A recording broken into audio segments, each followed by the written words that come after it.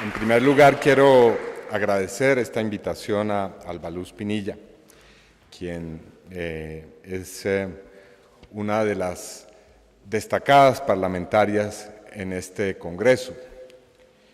Albaluz es la gestora de una de las iniciativas que yo espero, de las pocas iniciativas que yo espero pueda abrirse paso en este Congreso, que es el acto legislativo que consagra como un derecho fundamental la alimentación o el derecho a alimentarse de manera básica y fundamental para todos y para todas.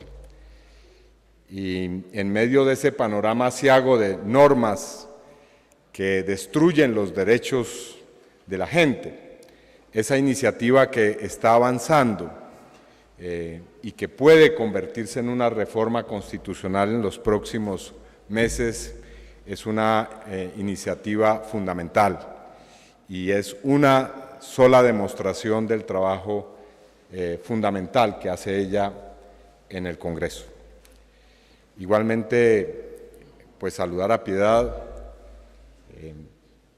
Yo he visto y he vivido con Piedad muchos momentos que son desconocidos todavía para la opinión pública y en los cuales Piedad se ha jugado todo, su prestigio político, su vida, su integridad física, y en todos esos momentos, en los momentos más difíciles, en los momentos en que todo parecía fracasar y en momentos en que realmente ha estado la situación en una condición en que peor era imposible, en esos momentos Piedad siempre, no solamente ha dado una muestra de arrojo y valentía, sino de una gran serenidad y una gran imaginación política que ha permitido que hoy colombianas y colombianos por la paz muestre al país, esencialmente por su trabajo, un resultado concreto que está ahí y que ya no puede ser negado ni que puede ser desconocido como un aporte humanitario esencial al camino de la paz en Colombia. Igualmente, Clara López, creo que es una mujer que ha demostrado una gran capacidad de tener iniciativa política frente a hechos y situaciones definitivas. Yo quiero recordar que gracias a Clara López se dio inicio en la Corte Suprema de Justicia ese proceso, porque ella fue la primera denunciante en términos jurídicos que se ha llamado la parapolítica. Fue Clara López la ciudadana que fue ante la Corte y ante la Sala Penal de la Corte y denunció por primera vez a los congresistas. E igualmente fue también quien, estando en la Secretaría de Gobierno, levantó la voz por los jóvenes que fueron sometidos a ejecuciones y a desapariciones forzadas en lo que fue un momento importante de ese proceso de denuncia de los falsos positivos.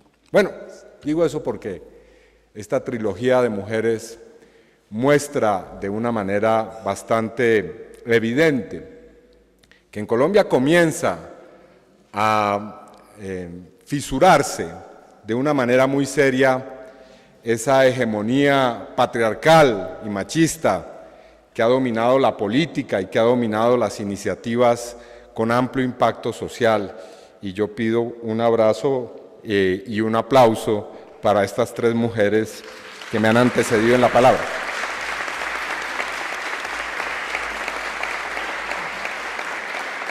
Y de las cuales me siento orgulloso de ser amigo y compañero.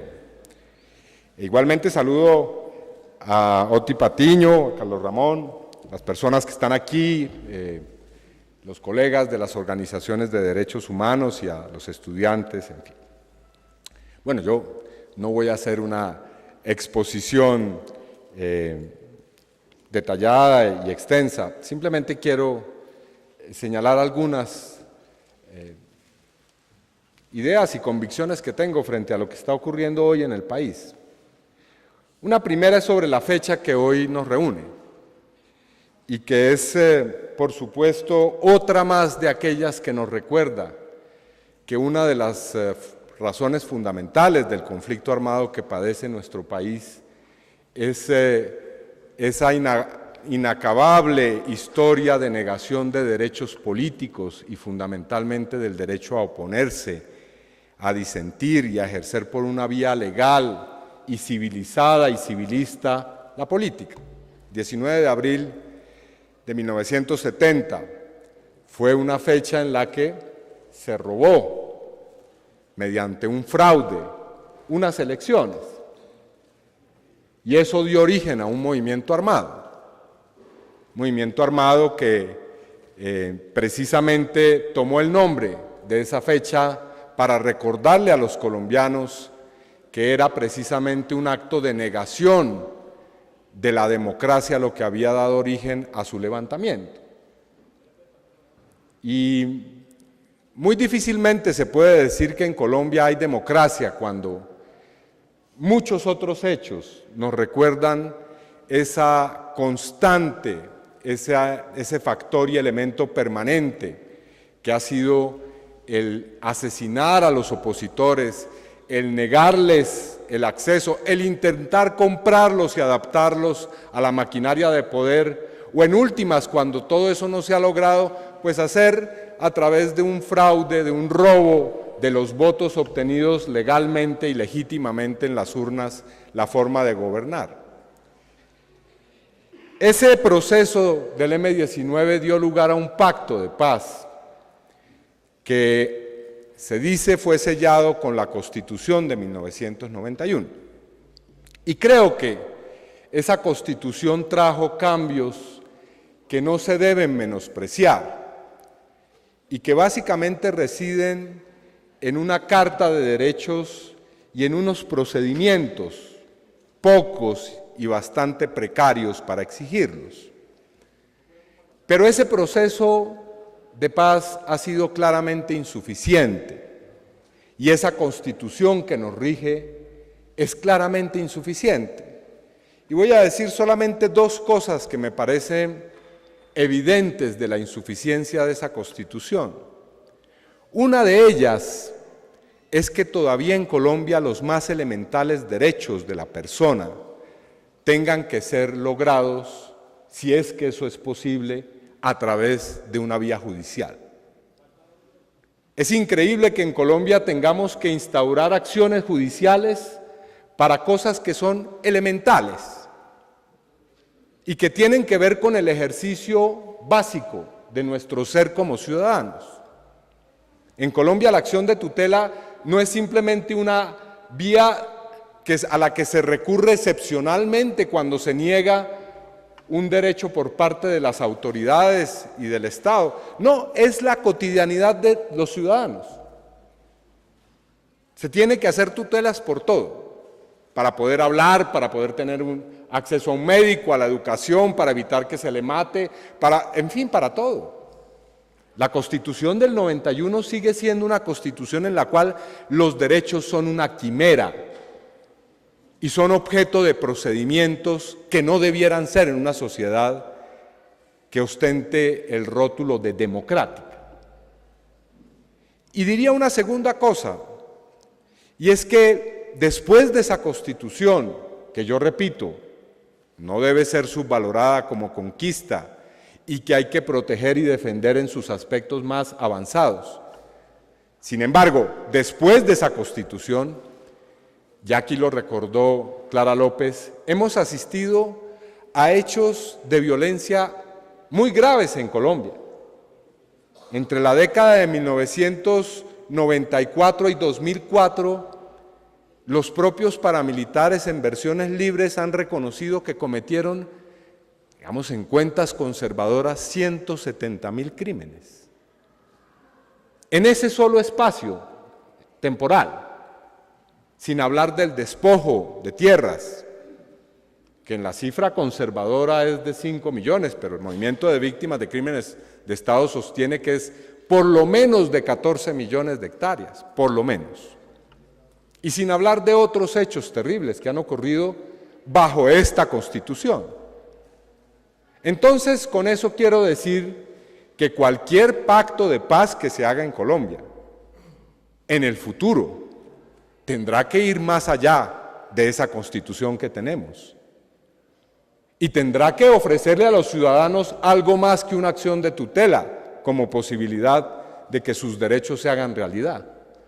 Porque si no, va a repetirse lo que se ha repetido en esta historia que estoy contando. Es decir, el proceso de paz que viene, el diálogo de paz que puede darse hoy en Colombia, no puede ser una desmovilización y una entrega de armas como pretenden ciertos sectores que rigen y gobiernan este país. No será tampoco una revolución, ni tampoco será una transformación radical del sistema político y económico y social que rige Colombia, pero tampoco puede ser un conjunto de simples y superficiales reformas. Es necesario que vayamos más allá, creo yo, de la Constitución del 91. En segundo lugar, hay dos ideas que se han intentado arraigar en la opinión pública y que yo creo que deben ser criticadas y puestas en tela de juicio de una manera muy, pero muy radical. La primera de ellas es que estamos ante una situación en la cual el conflicto armado poco a poco languidece en Colombia y que se vuelve cada vez más periférico. Es más, la versión más sofisticada de este planteamiento es que estamos ya casi en la primera fase de un posconflicto en Colombia.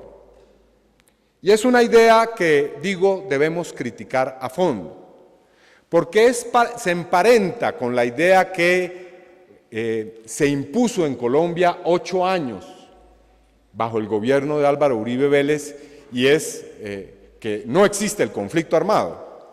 Bueno, esta es una versión que yo digo se emparenta con esa otra. No creo que estemos de ninguna manera ante un languidecimiento del conflicto armado colombiano.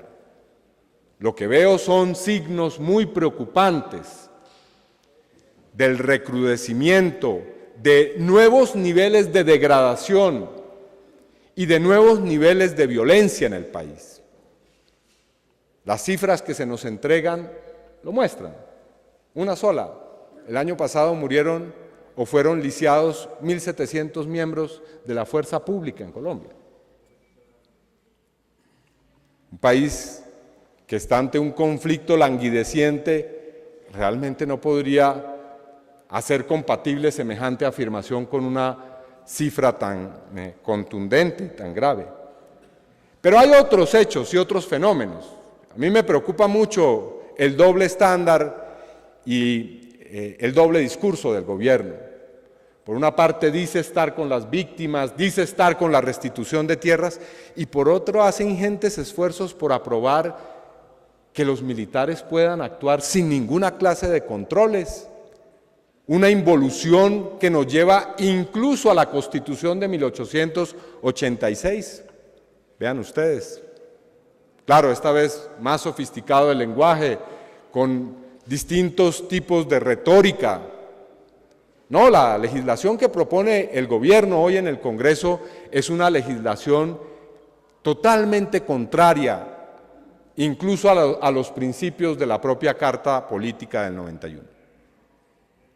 Entonces, hoy sigue siendo perfectamente válido y legítimo emprender agendas públicas y participativas de paz. Ese es el otro aspecto que, a mi modo de ver, es necesario criticar y al cual hay que oponerse radicalmente, que la paz no requiere de la participación de los ciudadanos y de que la paz es un asunto que solo concierne a los gobernantes y a las cúpulas de los movimientos armados que están en la confrontación. De ninguna manera. Podríamos invocar muchísimos argumentos en esa dirección, pero yo señalo una cosa distinta, es que ciertos procedimientos, ciertos diálogos, ciertas acciones por la paz deban ser hechas con reserva y con discreción, por supuesto, a ese derecho no se le niega al gobierno, pero de ninguna manera se nos puede negar la posibilidad de la paz, de trabajar por la paz, de hablar de la solución política y negociada del conflicto y sobre todo, más allá de eso, de construir acciones concretas en ese sentido. Piedad ya ha expuesto la agenda de colombianas y colombianos por la paz. No es el único movimiento, óigase bien, no es la única plataforma que ha existido y que existe hoy por la paz en Colombia. Hay muchas organizaciones que trabajan y que lo han hecho durante años por la paz y que hay que reconocerlas. Lo específico de Colombianas y Colombianos por la Paz es que ha tejido un diálogo en condiciones muy difíciles, y un diálogo concreto y con resultados prácticos que inciden hoy en la posibilidad de trabajar en nuevos niveles de la acción humanitaria para resolver el conflicto.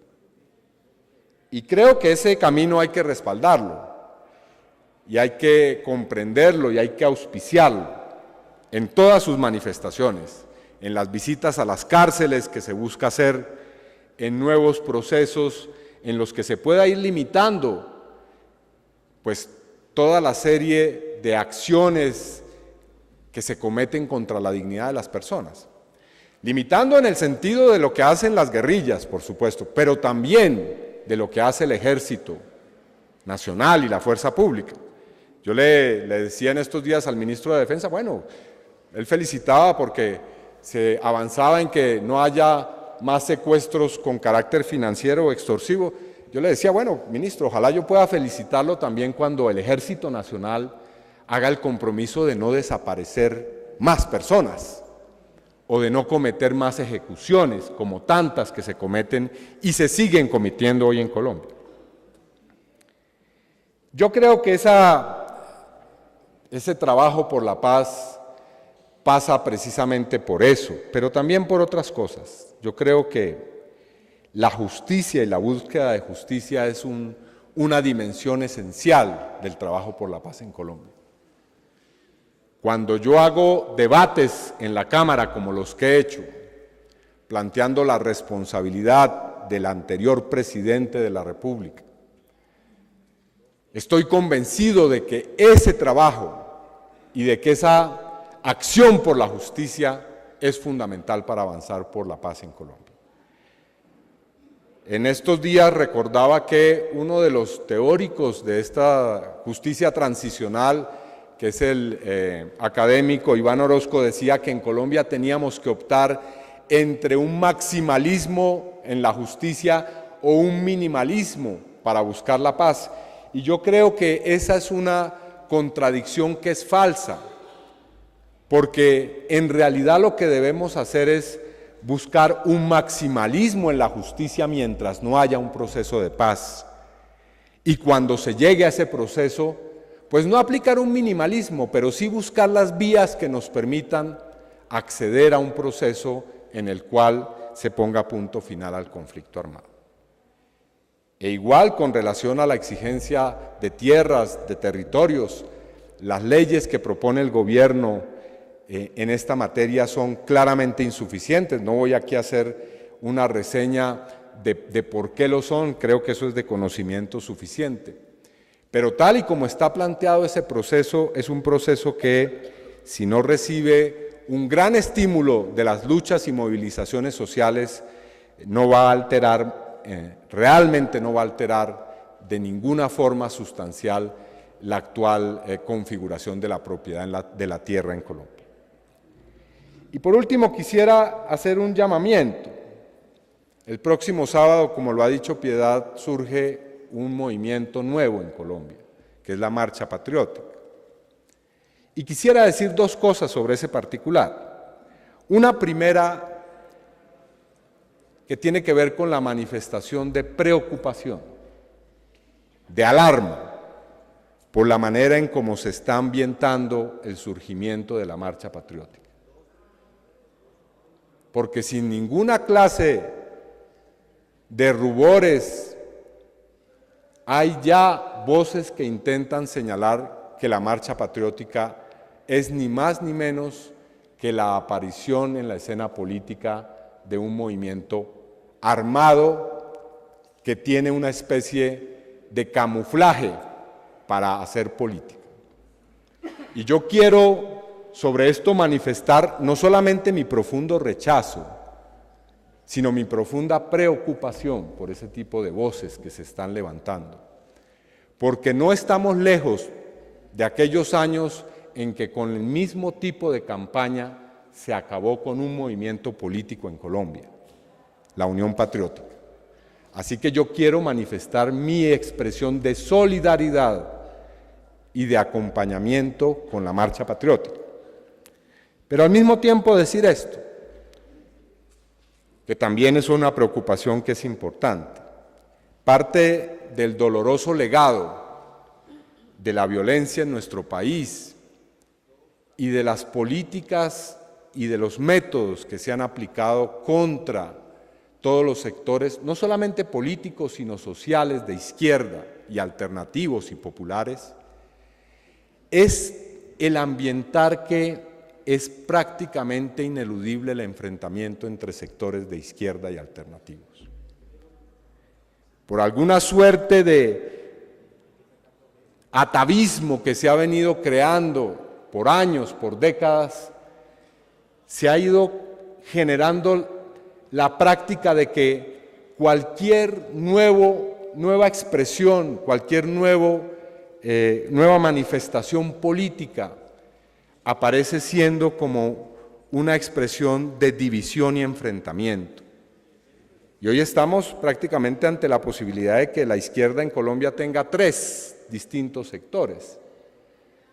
Así que mi llamado es a que aprendamos de nuestra historia, a que sistematicemos nuestra experiencia y a que forjemos un gran frente amplio, como ha existido en otros países, para encontrar una alternativa a este sistema que es el que ha engendrado la guerra y la violencia de la cual debemos salir para tener un futuro digno en Colombia. Muchas gracias.